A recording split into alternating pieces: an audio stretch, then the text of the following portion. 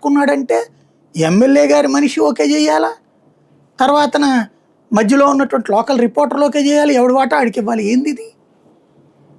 ఇది real time గవర్నెన్సా? Real time దోపిడీ. మరి ఇవన్నీ జరుగుతుంటే నేను అద్భుతంగా పరిపాలిస్తున్నాను అని ఒకప్పుడు ఓకే నిజం. ఈయనేంటంటే ఒక చోట స్ట్రక్ అయిపోయారు 2004కి ముందు.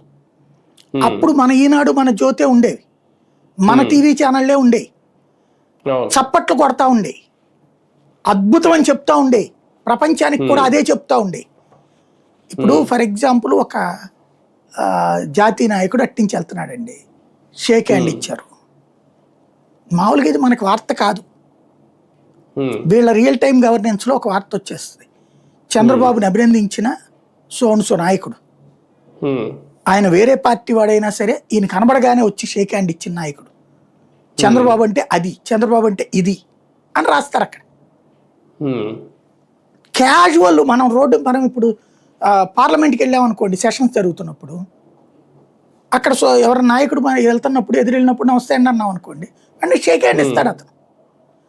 వెంటనే మనం రాసుకోవాలి, సాయిని కలిసిన రాహుల్ గాంధీ, సాయిని కలిసిన ప్రియాంక గాంధీ అని ఇట్టుంటాయి వ్యవహారం.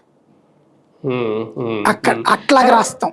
అవి ఇప్పుడు ఏమైందంటే సోషల్ మీడియా ఇంపాక్ట్తో చర్చ జరుగుతోంది. ఇప్పుడు ఇవాళ నువ్వు ఆఫీస్కి వెళ్తే ఎక్కడ ఎందుకు, ఇదివరకు నేను